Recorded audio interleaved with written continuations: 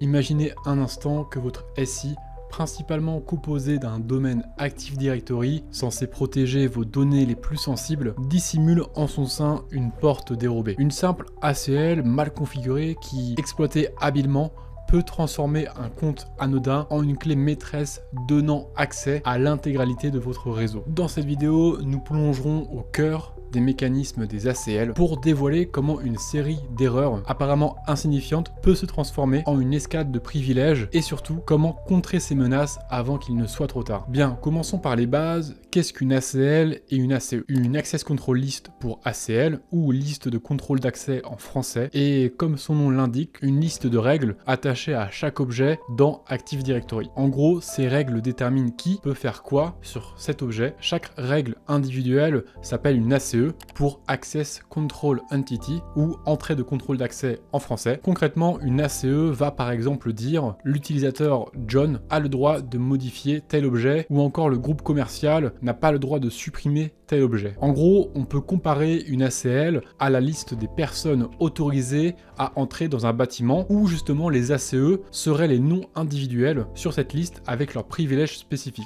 Donc typiquement accès à certaines pièces, etc. Alors pourquoi c'est si important les ACL et les ACE? Eh bien Active Directory, on le sait, c'est le cœur des authentifications et autorisations dans beaucoup d'entreprises. Donc si les ACL sont mal configurés, des utilisateurs non autorisés pourraient tout à fait accéder à des ressources sensibles et donc obtenir des privilèges qu'ils ne devraient pas avoir. Il y a beaucoup d'attaques dans Active Directory qui tirent justement parti des faiblesses dans les ACL. On retrouve par exemple de nombreux scénarios de lateral movement ou même d'escalade de privilèges dans un domaine Windows qui sont justement rendus possibles parce qu'un attaquant a abusé des permissions mal réglées sur les différents objets Active Directory. Par exemple des attaques célèbres comme le DCSync, donc via le DOM de la base NTDS.dit, ou certaines escalades vers le groupe domaine admin ne réussissent souvent qu'à cause de ces failles. Il est donc crucial avec Active Directory de bien comprendre comment fonctionnent les ACL et les ACE afin de sécuriser l'environnement et prévenir ces abus. Donc dans cette vidéo, on va premièrement vraiment passer en revue les ACL, ACE, DACL, SACL, etc. Puis après, on va plonger dans un petit scénario où justement on va se mettre à la place d'un attaquant. Et enfin, pour terminer, on va passer en revue les recommandations pour vraiment sécuriser au maximum les ACL et donc votre Active Directory. C'est parti! Bien, commençons par le fonctionnement interne des ACL et ACE dans Active Directory. Déjà, il faut savoir que chaque objet Active Directory, que ce soit utilisateur, groupe, compte ordinateur, OU, etc., va posséder ce qu'on appelle un descripteur de sécurité ou Security Descriptor en anglais. Ce descripteur de sécurité contient deux listes, la DACL et la SACL. Premièrement, la DACL pour Discretionary Access Control List ou liste de contrôle d'accès discrétionnaire est la liste dont on parle le plus. En gros, elle est composée d'un ensemble d'ACE, donc on a vu juste avant, qui identifie les utilisateurs ou groupes autorisés ou explicitement interdits à effectuer certaines actions sur l'objet en question. En d'autres termes, la DACL définit qui a le droit d'accéder à l'objet et de quelle manière. Par exemple, une ACE dans la DACL d'un compte utilisateur pourrait tout à fait dire le groupe administrateur a le contrôle total sur cet objet. Ou encore, il pourrait dire le groupe support a le droit de réinitialiser le mot de passe de cet utilisateur. A l'inverse, on pourrait tout à fait aussi avoir des ACE de refus du type tel groupe n'a pas le droit de lire tel attribut. Donc on a parlé de la DACL, maintenant on va aborder la SACL. SACL pour System Access Control List, quant à elle, est utilisée pour l'audit et la surveillance. En gros, elle va définir quelles actions sur l'objet doivent être journalisées. Par exemple, on peut configurer une SACL pour auditer toute tentative de modification d'un objet sensible, ce qui génère directement des entrées dans les logs de sécurité Windows. En gros, si on résume, la DACL gère les permissions d'accès et la SACL gère les audits de ces accès. Donc, pour qu'un utilisateur ou un processus puisse réaliser une action sur un objet Active Directory, il doit passer la vérification de la DACL. En gros, lorsqu'une opération est tentée, par exemple un utilisateur essaie de modifier un attribut d'un objet ou d'en changer le mot de passe par exemple, Active Directory va consulter la DACL de l'objet ciblé. Le système va donc parcourir les ACE de la DACL pour voir s'il existe une entrée qui correspond à l'identité de l'utilisateur ou à l'un de ces groupes, peu importe, ça dépend qui veut faire l'action, et bien sûr qui autorise l'action demandée, ce qui est assez logique. S'il trouve du coup une ACE de type allow, donc autorisation appropriée, l'opération est tout simplement autorisée. Par contre, s'il trouve une ACE de type deny qui correspond, bien sûr l'opération va être bloquée. Et si aucune ACE ne correspond à l'utilisateur pour cette action, et bien par défaut l'accès est refusé, ce qui est assez logique. Il faut savoir qu'un utilisateur standard aura par défaut des ACE comme self, donc soi-même, avec des autorisations pour mettre à jour certains de ses propres attributs. Par exemple, son propre numéro de téléphone. Le compte domaine admin ou administrateur du domaine va lui avoir le contrôle total. On a aussi le compte système avec aussi un contrôle total et des entrées pour les utilisateurs qui vont être authentifiés, donc authenticated users, ou everyone avec par exemple des droits de lecture de base. Comment ça se passe? Comment on arrive à configurer un petit peu tout ça? Alors quand on est administrateur Active Directory, je pense que potentiellement vous l'avez déjà fait, mais pour configurer et gérer ses permissions, on peut le faire via l'interface graphique, mais on peut aussi le faire via des outils en ligne de commande comme DSA-CLS ou PowerShell comme GetACL, SetACL, qui sont des commandlets du module Active Directory. Un petit point aussi à noter, c'est que dans les grandes organisations, on utilise souvent la délégation de contrôle sur des OU, donc unités organisationnelles. Cela génère automatiquement les ACE correspondantes sans avoir à tout éditer manuellement, ce qui est assez pratique. Il faut quand même garder en tête que la gestion des ACL doit être faite avec précaution, car on le verra juste après, mais une autorisation accordée ici peut donner beaucoup de pouvoir à quelqu'un sans qu'on s'en rende compte immédiatement, surtout à cause de l'héritage des permissions. Donc si on résume cette partie ACL, ACE, DACL,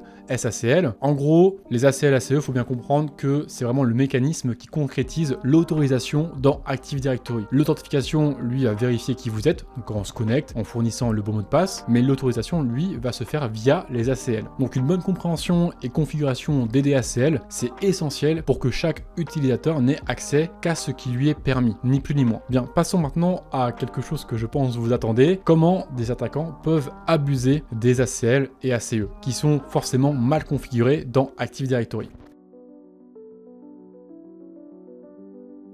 En fait, ces listes de contrôle, quand elles sont mal configurées comme on l'a dit, peuvent vraiment devenir des chevaux de Troie au sein de votre annuaire Active Directory, permettant directement à un attaquant de prendre le contrôle d'objets ou de pivoter directement à l'intérieur de votre hiérarchie des privilèges. Mais avant de lancer ces attaques, l'étape de reconnaissance, elle est forcément cruciale parce que dans un gros domaine, il faut justement récupérer un petit peu toutes ces interactions, toutes ces ACL, ACE, pour derrière pouvoir identifier les différents vecteurs d'attaque et de faiblesses potentielles. Heureusement, en tant qu'attaquant, on a plusieurs outils qui peuvent être déployés. Le principal, on va le citer ici, il y en a d'autres qui existent, je pense que je vous le mettrai à l'écran. Bien sûr, le principal, c'est Bloodhound. Cet outil, il est assez connu. Il va permettre de cartographier avec des relations et des chemins les différentes ACL, les différents groupes, les différentes machines, les différentes entités d'Active Directory. Ça va permettre en fait d'analyser les connexions entre utilisateurs, groupes, permissions, et ça permet aussi très rapidement d'identifier des chemins qui vont être critiques. Par exemple, un utilisateur disposant de droits d'écriture sur un groupe stratégique, ou encore des ACE mal configurés favorisant une délégation non souhaitée, et bien tout ça, ça va être fait assez rapidement avec Bloodhound. Bien sûr, le fait que ce soit en graphe, c'est hyper puissant, et l'analyse visuelle de ces graphes aide vraiment à prioriser les cibles et à planifier l'enchaînement des attaques. On a aussi une ensemble de queries qui peut être custom ou pas. Je fais un petit clin d'œil à Exegol puisqu'on a un Bloodhound avec des queries custom qui sont vraiment très puissantes. Donc je vous invite à le faire, même si Bloodhound CE est sorti avec l'interface web. Bloodhound avec les custom queries, c'est vraiment très puissant. Bien, maintenant qu'on a fait justement notre reconnaissance sur le lab de démo, bien sûr gros SO à GeoAD parce que vraiment ce lab est trop bien, surtout pour faire justement ce genre de démonstration. On va suivre ici une chaîne d'attaque qui exploite de manière successive plusieurs failles d'ACL. On va faire le parcours complet ensemble. Premièrement, on a un force change password sur l'utilisateur Tywin vers Jamie. Donc en tant que Tywin Lannister, l'attaquant force la modification du mot de passe Jamie Lannister. Bien que cette opération puisse sembler anodine, elle montre comment une simple modification de mot de passe, donc ici via une commande de type net rpc password, peut servir de point de départ pour une escalade. Donc une fois que cela est fait, on peut exploiter un generic write de Jamie à Joffrey.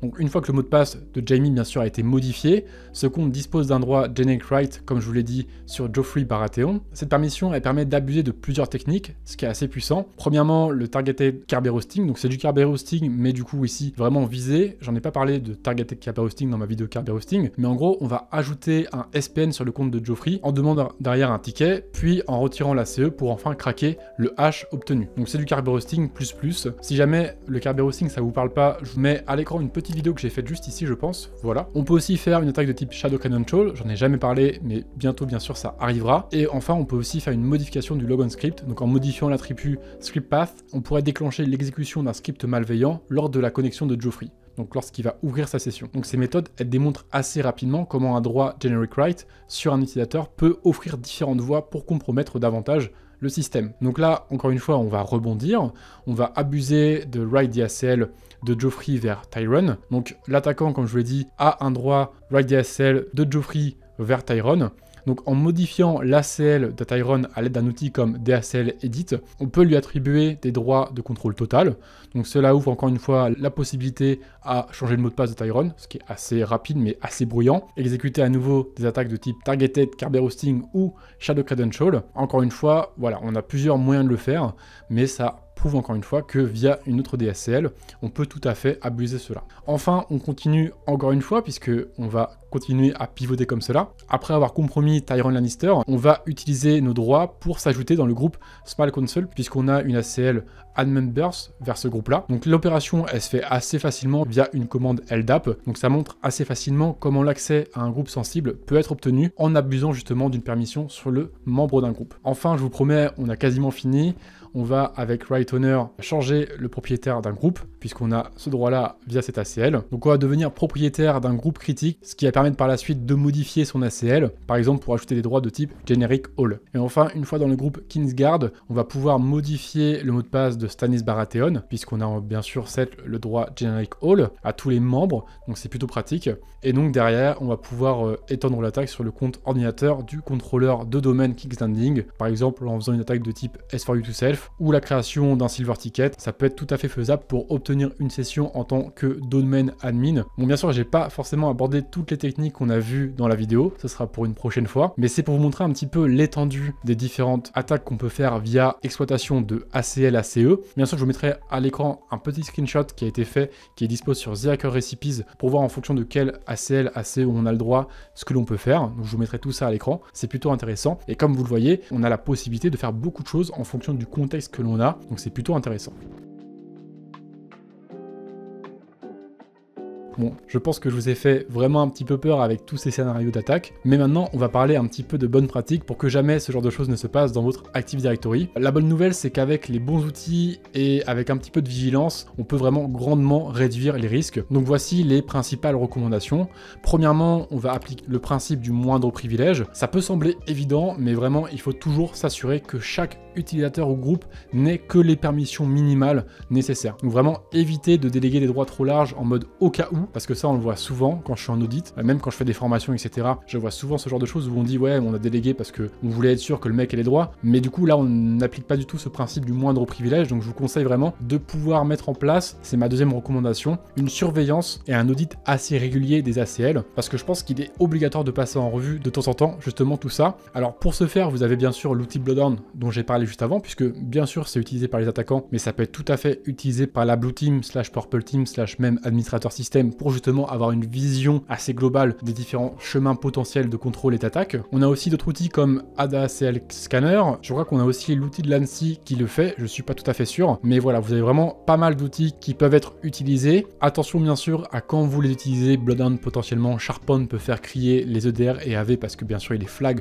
en tant que malveillant puisque utilisé par les attaquants, mais en tout cas pour l'audit c'est vraiment très puissant. Et enfin, dernière étape, une fois qu'on a justement fait un petit peu d'audit, qu'on a pris un petit peu conscience de tout ça, c'est de durcir vos ACL et de corriger potentiellement les faiblesses. Donc vraiment, une fois que vous avez identifié une ACL qui est un peu trop permissive, eh bien corrigez-la sans tarder. Bien sûr, attention aux effets de bord que ça peut provoquer, donc étudiez bien tout ça, mais ça fait vraiment appel à ce qu'on a vu juste avant. Donc le principe du moindre privilège, je sais que beaucoup d'entre vous potentiellement sont arrivés dans un Active Directory avec beaucoup d'utilisateurs, avec pas mal de machines, etc. Donc vraiment faire un état des lieux, ça demande un temps énorme, mais je vous conseille vraiment de le faire parce que une fois que vous allez mettre en place cette mécanique justement d'audit et de fixe au fur et à mesure, vous allez voir que en termes de sécurité, c'est vraiment optimal. Bien sûr, j'aurais pu parler un petit peu de tiering parce que ça va un petit peu de pair avec tout ce qui est ACL, etc. Mais bon, on n'a pas trop le temps aujourd'hui, on a déjà fait une bonne petite vidéo. En tout cas, déjà en adoptant toutes ces bonnes pratiques, vous allez réduire drastiquement la surface d'attaque liée aux ACL dans votre Active Directory. Bien sûr, la sécurité Active Directory, c'est vraiment vraiment énorme, ça passe par les mots de passe, les secrets, les patchs, la configuration des services. Mais vraiment les ACL, souvent c'est un pilier qui est pas forcément très connu, qu'on n'a pas trop en tête, et donc je voulais faire une vidéo là-dessus pour justement mettre un peu en lumière cela, parce que derrière pour des attaquants déjà qui sont pas forcément trop au courant de ces techniques, bah ça permet de vous faire découvrir un petit peu tout ça, pour les débutants aussi, et pour les gens qui sont un peu de l'autre côté, donc qui administrent l'Active Directory, je pense que c'est aussi super important de faire passer ce message. En tout cas, merci d'avoir suivi la vidéo jusqu'au bout, j'espère que ce tour d'horizon vous aura vraiment plu. N'hésitez pas à liker, à partager et bien sûr à vous abonner si ce contenu vous plaît, parce que franchement ça fait toujours plaisir, et surtout bien sûr mettez en pratique ces conseils dans vos infrastructures. La sécurité Active Directory, c'est vraiment un voyage qui est continu, donc restez vigilants, formez-vous sur des ressources comme The Hacker Recipes et autres, et à bientôt pour d'autres vidéos. C'était Franso, à la prochaine, ciao.